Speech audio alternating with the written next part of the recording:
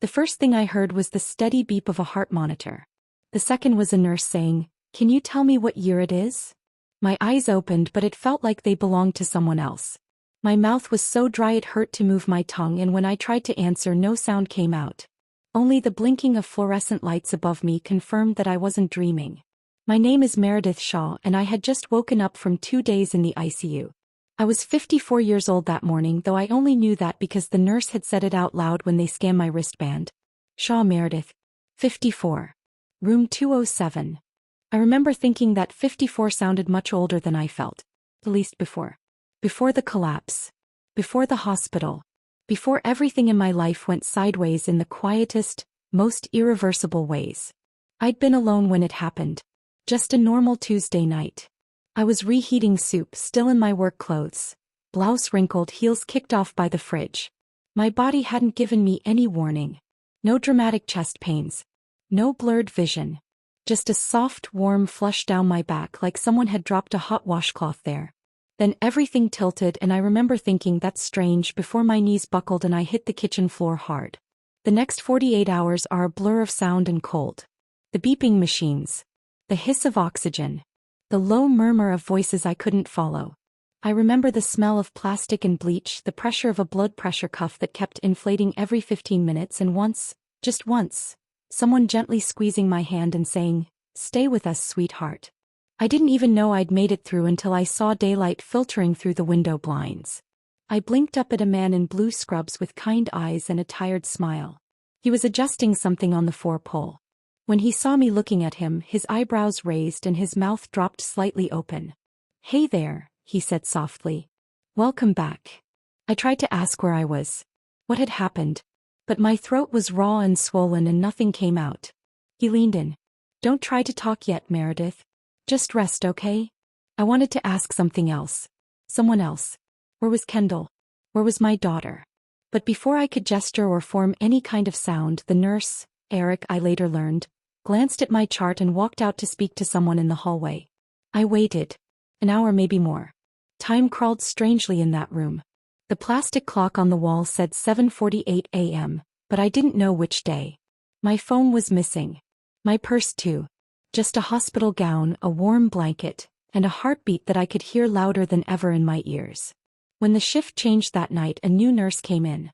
She introduced herself as Jenna and brought me ice chips. She asked if I wanted to call anyone. I croaked out, "My daughter." She smiled gently and said, "Already tried her, hon. Left 2 voicemails. She might be on her way." I nodded, hopeful. My chest ached with every breath, but the thought of Kendall walking in holding flowers, maybe apologizing for how distant she'd been, that made the pain feel survivable.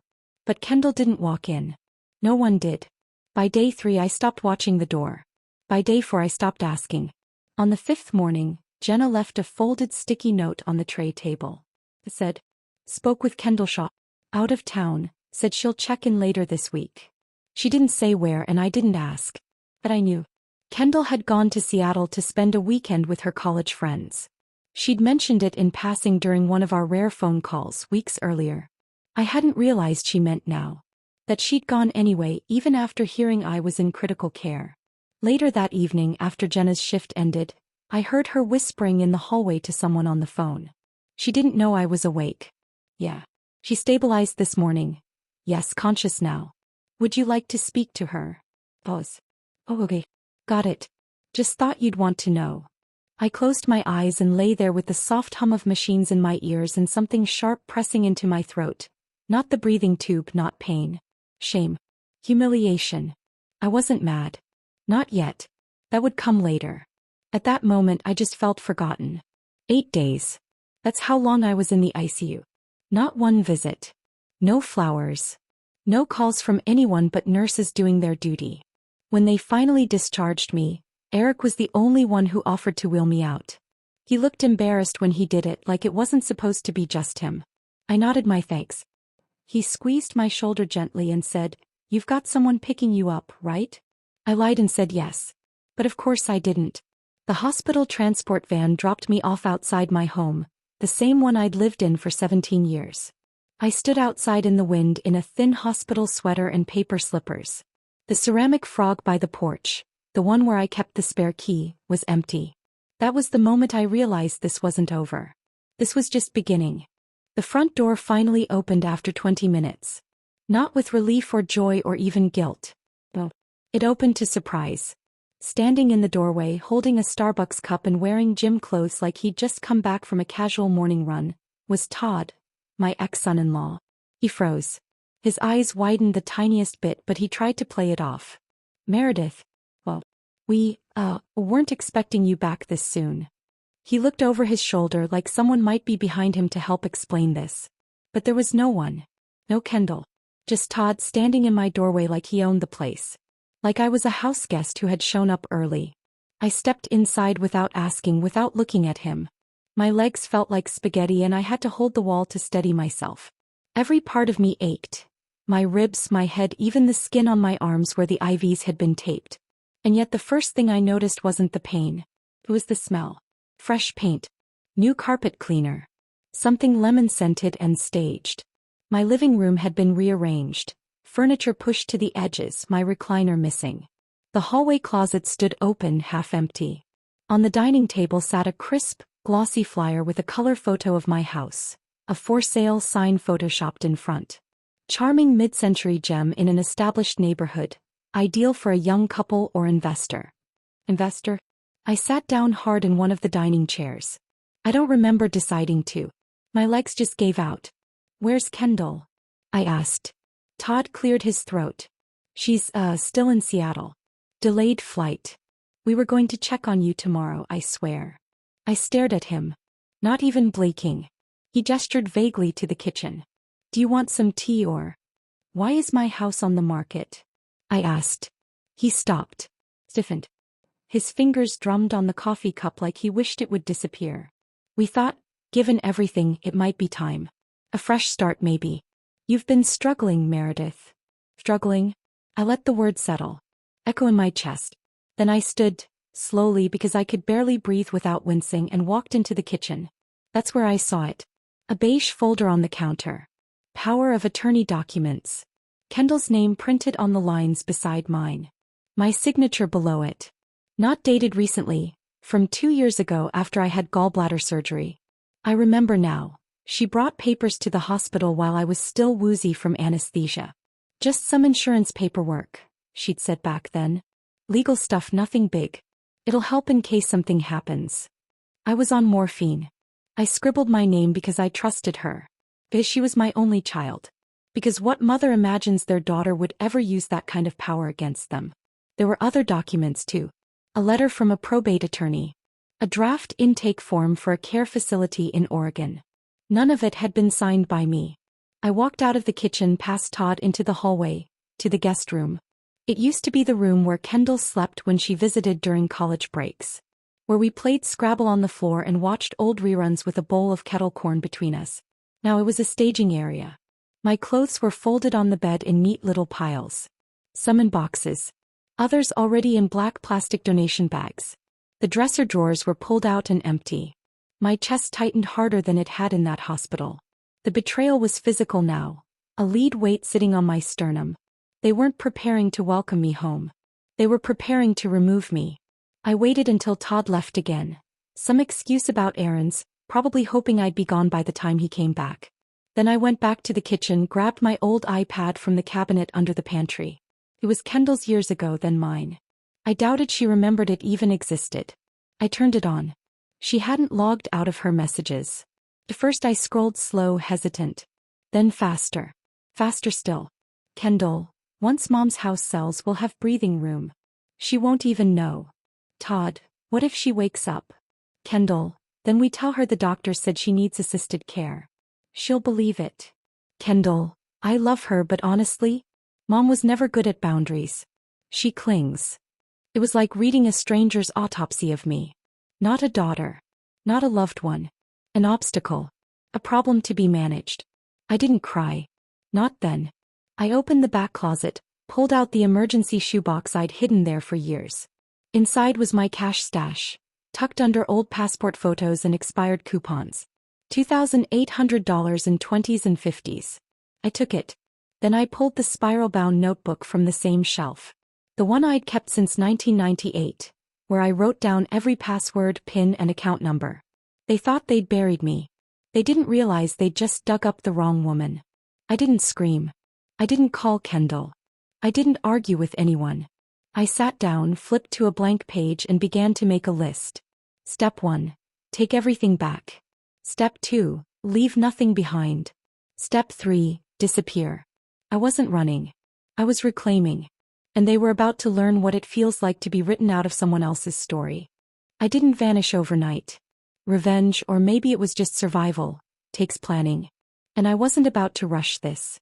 The morning after I found the real estate flyer and the text messages, I brewed myself a cup of weak hospital-grade tea from the last box in the cupboard. I drank it slowly at the kitchen table, surrounded by evidence that my life had been dissected and reassembled without me. I read everything in that folder twice. Then I drove to the one place Kendall hadn't thought to touch, my lawyer's office. He was retired now, but his assistant still worked part-time and pointed me to a colleague. A younger man in his 40s named Julian Park who looked over the paperwork with a frown so deep I saw the muscle in his jaw twitch. "This is abuse," he said quietly, flipping to the power of attorney. "You were sedated. This was fraudulently signed. You can revoke this today if you want." I nodded once. My voice felt like gravel. "Do it." Julian filed the documents within 2 hours. By lunch I was legally autonomous again. A title I hadn't known could be stolen from me with a single forged stroke of a pen. He also confirmed what I suspected. They'd been preparing to move me to an assisted care facility in Bend, Oregon. Kendall had already submitted the intake forms, listing herself as my primary caregiver. She'd written, "Patient suffers cognitive fog. Limited decision-making capability. History of instability following emotional trauma." I didn't even know what that last part referred to, unless they meant the trauma of being abandoned by your only child. Julian asked if I wanted to pursue criminal action. But that wasn't what I wanted. What I wanted was to end it. To slip away before anyone realized how completely I'd turned the tables. I didn't go back to the house. I went to a small public storage unit I'd rented years ago when I cleaned out Frank's workshop. My late husband, he'd passed from colon cancer when Kendall was just 16. Back then she clung to me like a shadow. Wouldn't even go to school unless I walked her to the front steps. That girl, that sweet lost child, felt like a ghost now. Someone I made up. The locker still held our old camping gear, some Christmas decorations and 3 plastic tubs of keepsakes. Kendall's school drawings, our wedding photos, baby shoes I couldn't bear to throw away. I sat on the cold concrete floor and opened each tub like it was a coffin. I didn't cry. I packed what I wanted. One framed photo of Frank and me on our honeymoon, the gold watch he gave me on my 40th birthday, and a faded construction paper card that said, "Best mom ever," in glitter pen. The rest I left behind. From there I drove to a nearby UPS store. I opened a brand new P.O. box under a different name. Not Meredith Shaw. Nor Shepherd. My grandmother's maiden name mixed with the street I grew up on. It felt real enough.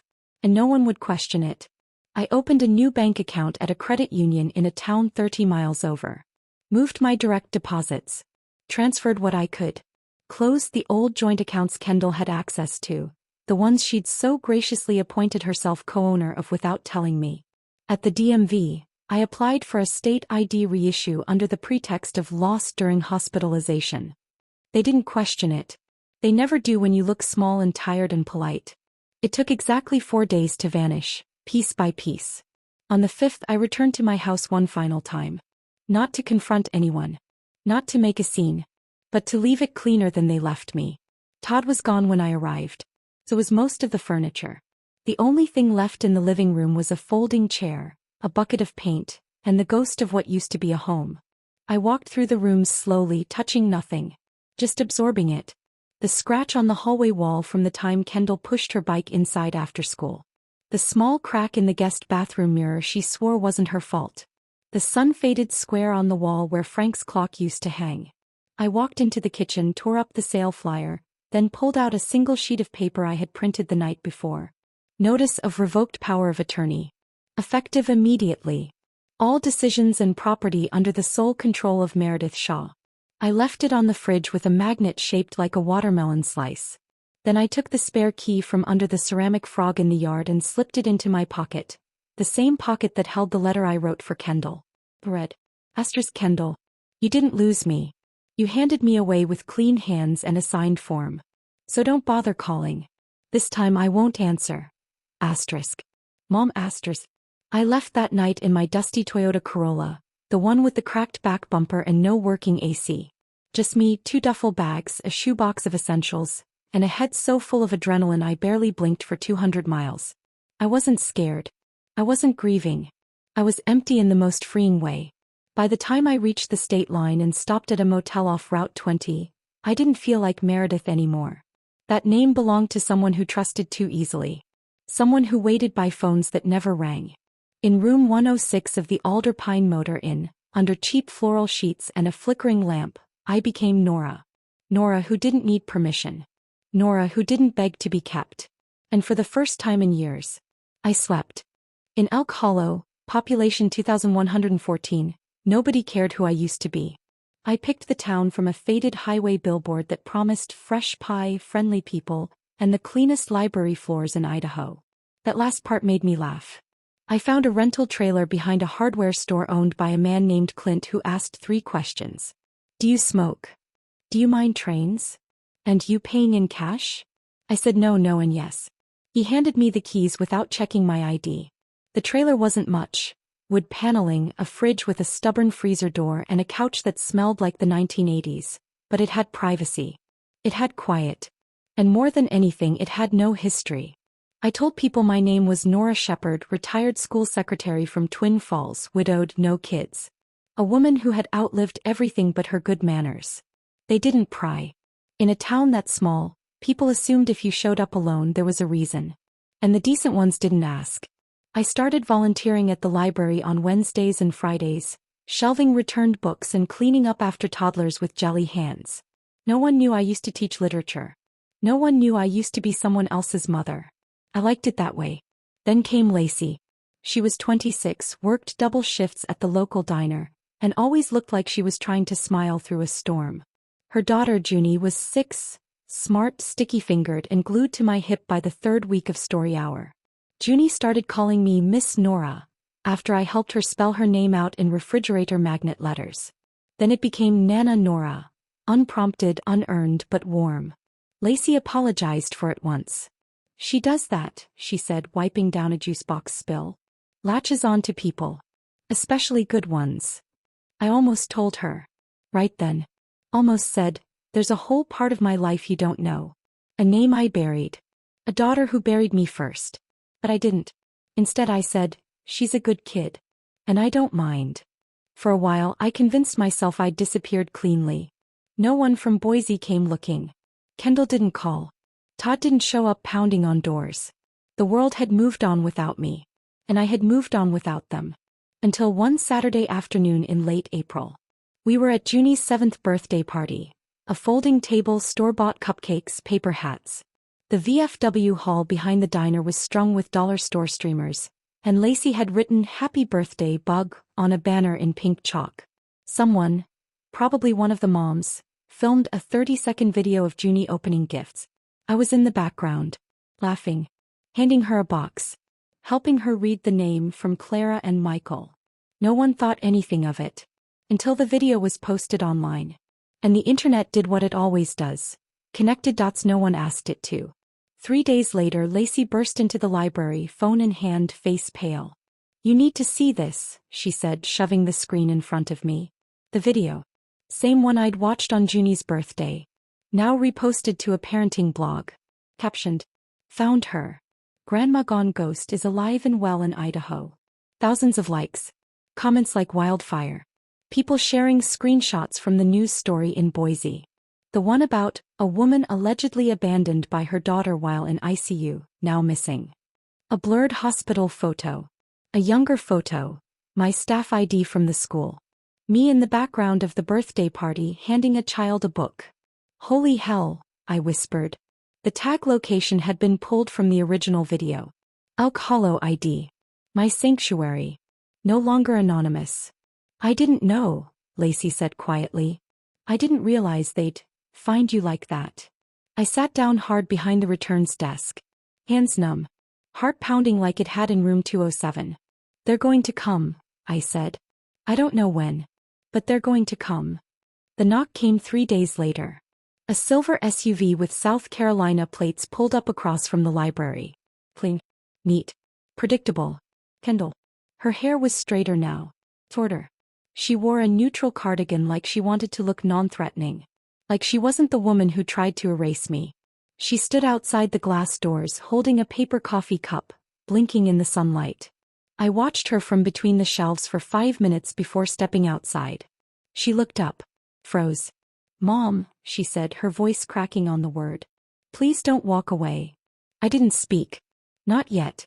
She stepped closer. You're not done. You're not a ghost. You can come home. I met her eyes.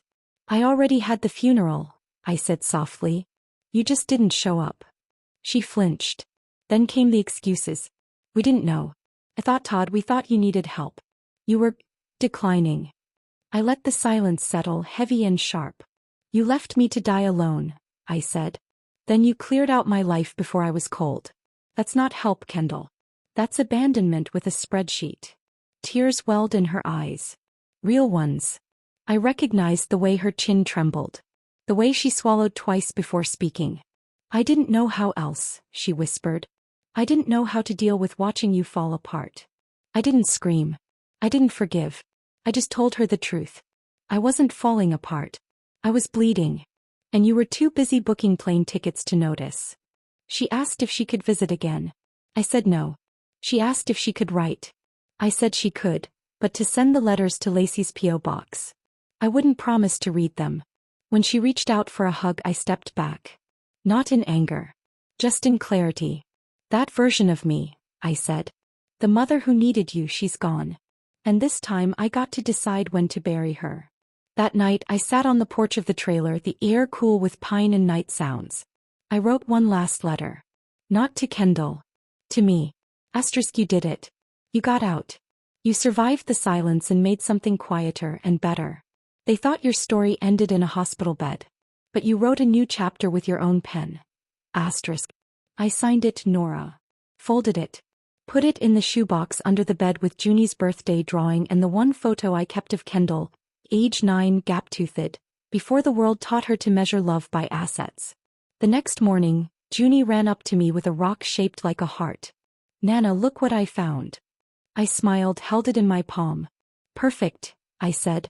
Let's go build something with it. And we did.